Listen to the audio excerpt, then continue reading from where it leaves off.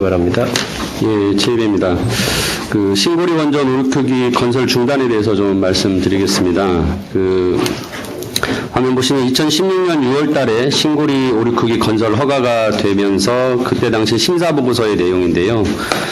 정확히 자세히는 안 보이는데 이게 이렇게 시작합니다. 최근 조사 결과 가로 열고 신고리 3, 4, 5기 부지 특성 조사 등과 동일한 것으로 부지 안전성을 영향을 줄 만한 활동성 단층 등 지질 현상이 없다.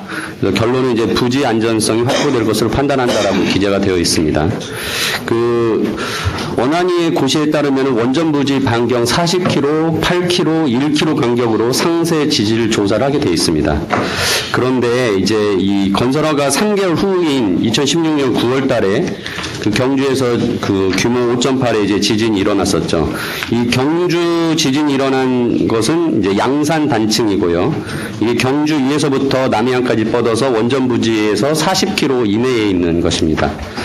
또 다음 페이지 보시면은 이게 이제 2012년입니다. 16년보다 4년 전에 한국지질자원연구원에서 용역을 한 결과인데 거기에 보면은 원전부지 반경 40km 이내에 있는 양산, 울산, 일광단층이 모두 활성단층이고 이거는 또 2006년에 당시에 과학기술부에서도 이 세 개 단층에 대해서는 활성단층이라고 결론을 내린 바가 있었습니다.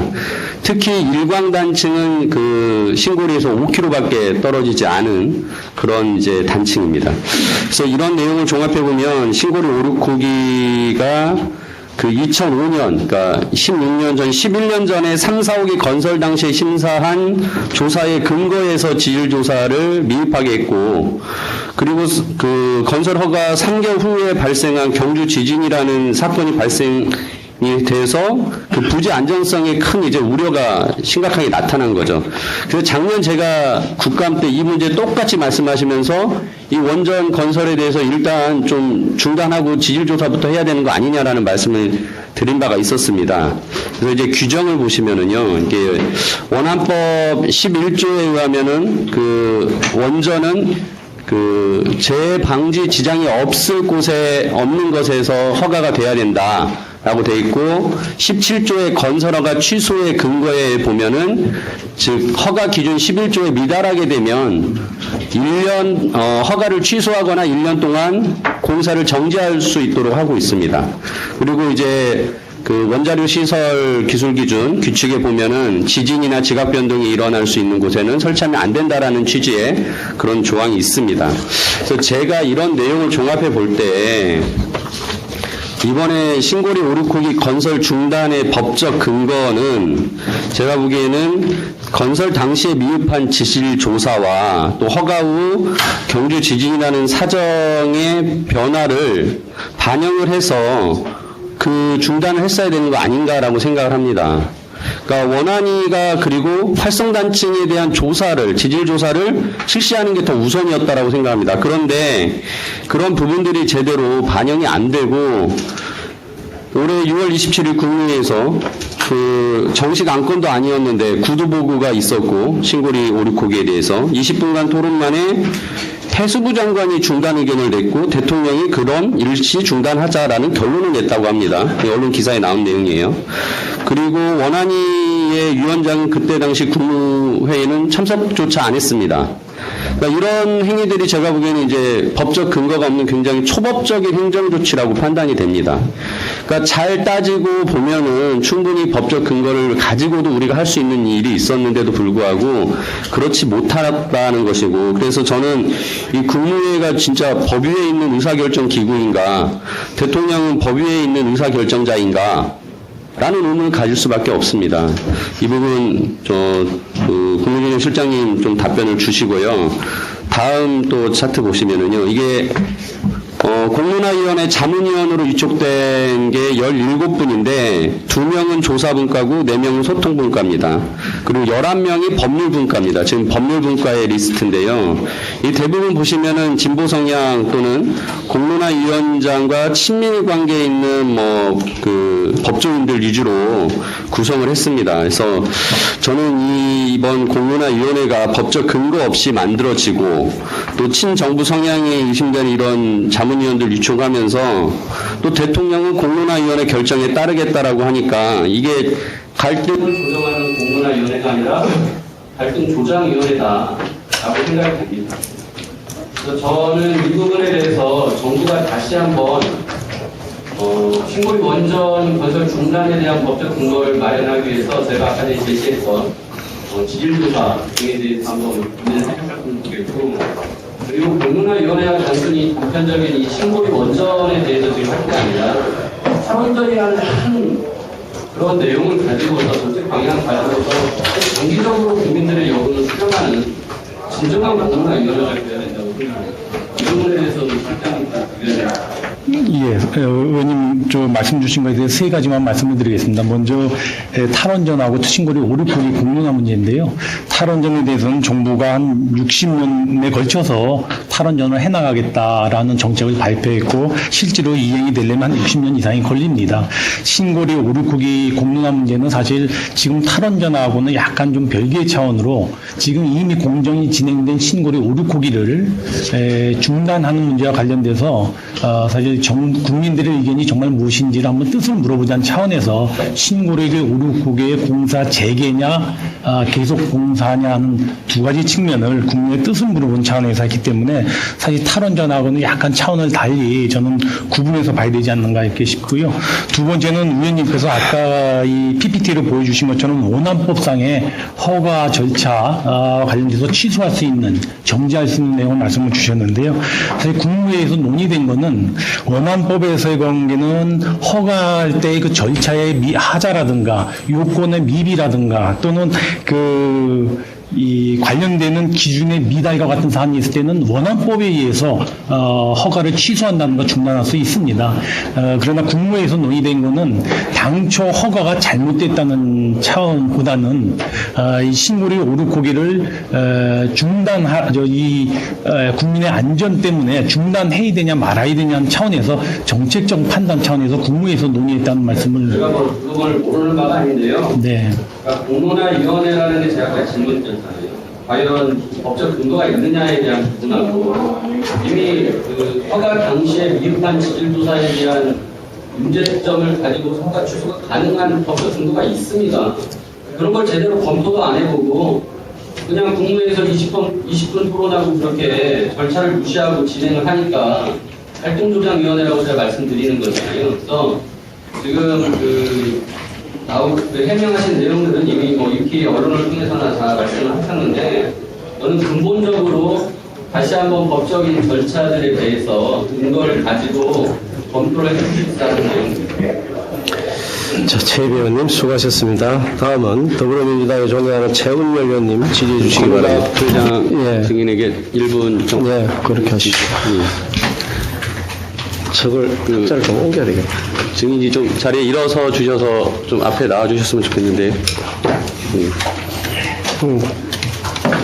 그냥 놔둬. 탁자에 서서 하시겠다.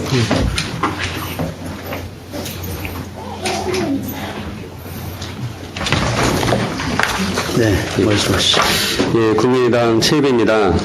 제가 조선산업발전 국회의원 모임을 작년에 만들어서 지금 여러 의원님들과 진행을 하면서 대우조선 해양 문제에 대해서 이제 구조조정에서 지나치게 우리 노동자들에게 많은 부담을 주는 문제들, 또 현대중공업에 있어서는 또 노사관계에 있어서의 갈등 문제를 또 중재하기 위해서 나서서 그렇게 제가 울산까지 찾아가서 노사 경영진을 만났던 그런 일도 했었습니다. 아무튼 이 구조조정 과정에서 가장 중요한 문제는 결국 노동자들 그리고 또 지역 경제에 최대한 피해나 또는 파급을 줄이려는 노력이 필요하다고 생각하고요. 그러기 위해서 좀 이해관계자들이 다양히 만나서 계속 소통하는 그런 공간이 필요하다고 생각합니다. 그래서 금융기관, 그 다음에 경영진, 그 다음에 노조, 그 다음에 지자체, 또 새로운 정부와 국회 같이 협조를 해서 그런 같이 얘기할 수 있는 협업이 필요하다고 생각하고요. 그런 면에서 지금까지 군사조선소 가동 중단을 위해서 계속 그런 요청을 한 것으로 알고 있습니다. 회사 측에서 좀 나와서 얘기를 해달라고. 현대중공업은 굉장히 소극적이었다고 그러시는데 이후에라도 좀 분산조선소 재가동을 위한 논의에 회사가 적극적으로 좀 참여해 줄 수 있는지 좀 묻고 싶습니다. 우리 존경하는 최일호 의원님 말씀에 전적으로 동감을 하고요. 사실상 우리 울산 조선소가 생기고 또 그다음에 한라중공업이 아마 망해가지고 있을 때 저희가 아마 위탁경영을 3년 하고 지금 현재 잘 운영되고 있습니다. 사실상 목포의 대표적인 회사고 전남의 대표적인 회사로 잘하고 있는데 제가 아까 참담어들을 말씀드린 거는 정말 현대중공업이 해서 이렇게 철수한 거는 그렇게 많지 않은데 정말 죄송스럽습니다. 지금 아까 말씀하신 건 사실상 우리 최일선 사장 계셨을 적에 그분이 여기서 태어나고 여기서 군산고등학교 나오고 군산대학교 저걸 다 했습니다. 조선해양공학과를 세우고 석자에서 박사까지 다 하고 그 애정을 갖고 끊임없이 노력을 했습니다. 아마 가동 중단하기 2년 전부터 2014년도 12월 달에 이걸 살려보려고 LPG 전용 독거록에서 그 돈 없는데 250억을 더 투입해서 살리려고 노력하다 일이 없어서 오늘까지 왔는데 제가 어느 날 여기 일이 있다고 해서 회장님께서 진솔하게 가서 말씀드리고 양해를 구하십시오. 현 상황을 그대로 말씀드려서 제가 알기에는 제가 열심히 했는데 협조를 안 했다고 그러는 것은 제가 더 노력하려는 뜻으로 이해하겠습니다. 최 회장이 제가 보기엔 여기 와서 충분히 설명을 했음에도 불구하고 계속 의견 말씀해 주시지만은 모든 게 서로 이해를 더 하려고 공감대를 더 갖기 위해서 저희도 더 앞으로 노력하려는 걸로 오늘 김 의원님이나 최 의원님 얘기하는 것을 아주 가슴 깊이 받아들이겠습니다. 국민의당 최일입니다. PPT 좀 봐주시면 좋을 것 같은데요. 지난 9월 26일 국무회의에서 미세먼지 관리 종합대책을 확정하고 로드맵을 발표했습니다. 거기에 내용 중에 하나인데요.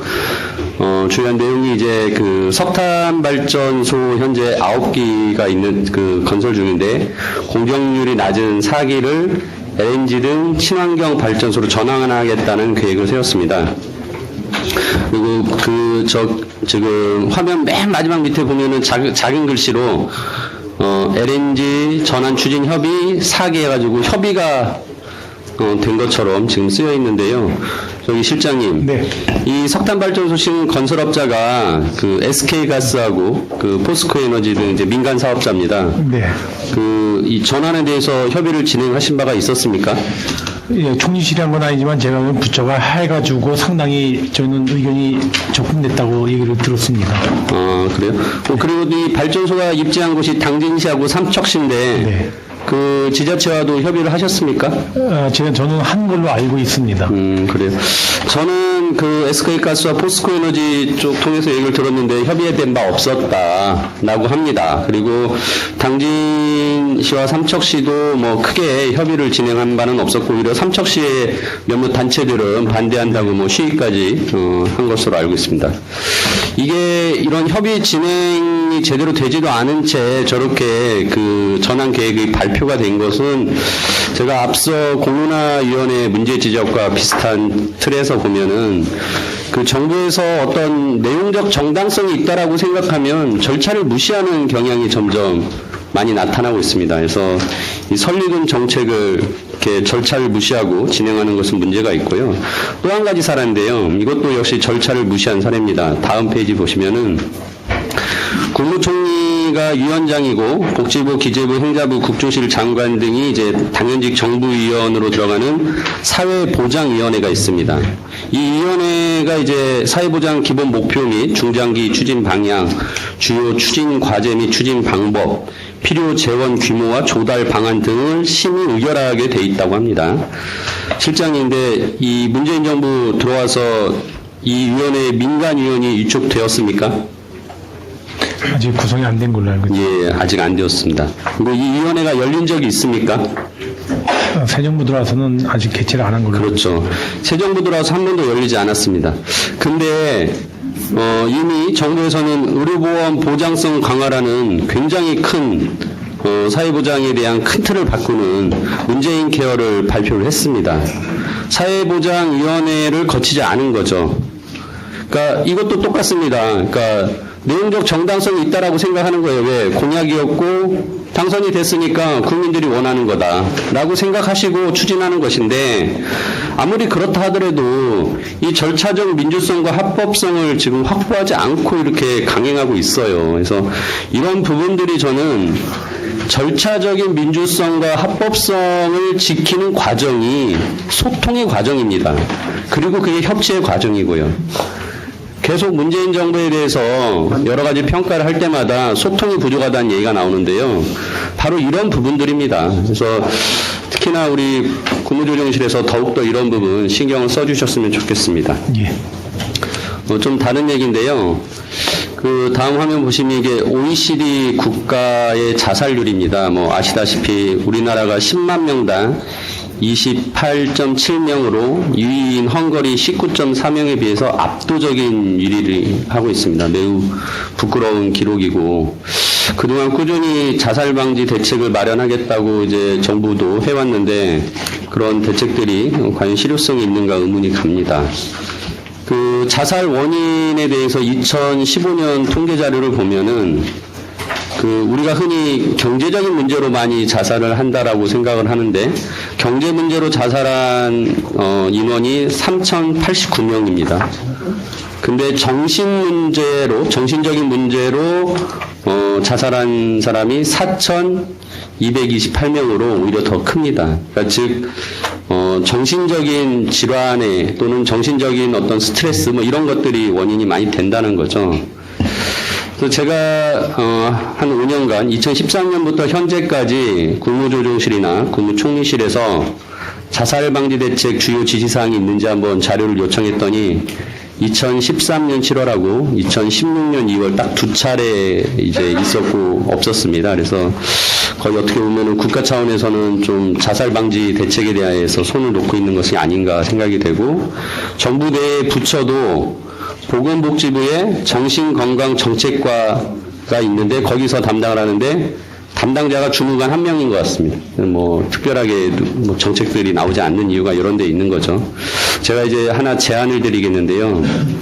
1번을 보니까 자살대책 기본법을 마련하고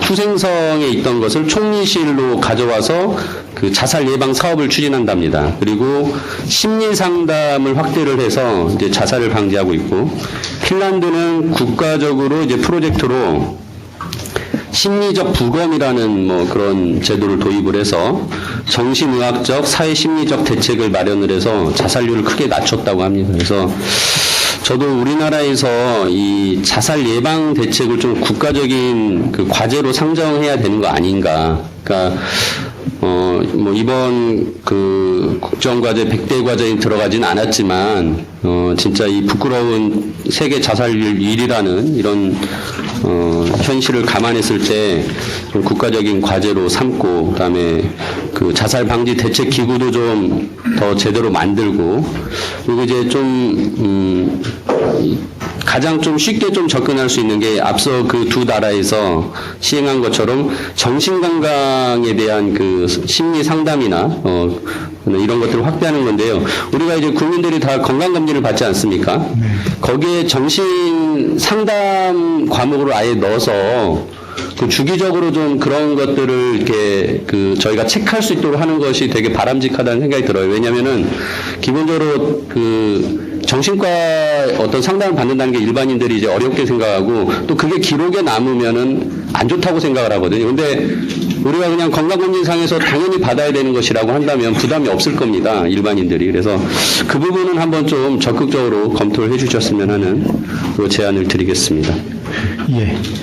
의원님, 그 자로 13년도에 저희가 자살 방지 예방 대책을 총리실이 주관해서 만들었습니다만은 아직도 자살 1위라 저희도 문제를 심각하게 생각하고 있고, 지난 9월 달에 금년 말까지 이 자살 문제에 대해서는 좀 한번 정말 획기적인 대책을 만들어보자 해서 지금 현재 복지부하고 관계부처 저희 총리실하고 대책을 연말까지 만들기로 되어 있습니다. 지금 만드는 검토 과정인데요. 오늘 의원님이 주셨던 그 몇 가지 사례까지 포함해서 저희가 해외 사례까지 포함을 해서 좀 심도 있게 검토를 해가지고 정책을 발표하도록 그렇게 하겠습니다. 예, 최 의원님 수고하셨습니다. 다음 더불어민주당의 존경하는 최은열 의원님 질의해 주시기 바랍니다. 앞에 일부 쓰셨습니다. 예. 그 5년간 국가 소송한 내용을 한번 살펴봤는데요. 그 5,440건을 패소를 했고 그 중에 1,737건에 대해서는 국가가 배상을 했습니다. 그 배상 금액이 8,824억을 배상을 했는데요. 이 대부분이 이제 아무래도 국가 소송이다 보니까 국가의 이제 공무원, 그러니까 공무 집행 과정에서 발생한 이제 위법, 불법 행위에 관한 것들인 거죠. 근데 이 부분에 있어서 배상은 이루어졌는데 실질적으로 위법, 불법 행위를 한 그 공무원에 대해서 구상권을 청구한 사례는 5년간 37건이고 74억 원을 이제 청구를 했습니다. 그래서 이제 이게 기본적으로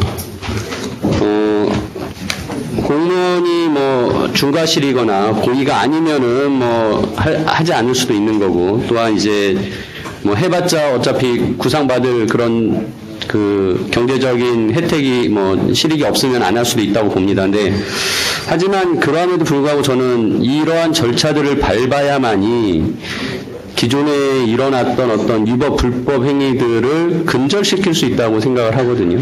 그래서 기본적으로 좀 국가가 그런 국가 배상에 대한 부분에 있어서는 그 원인이 된 행위에 대한 그 공무원에 대해서는 분명히 좀 이렇게 책임을 물어야 된다.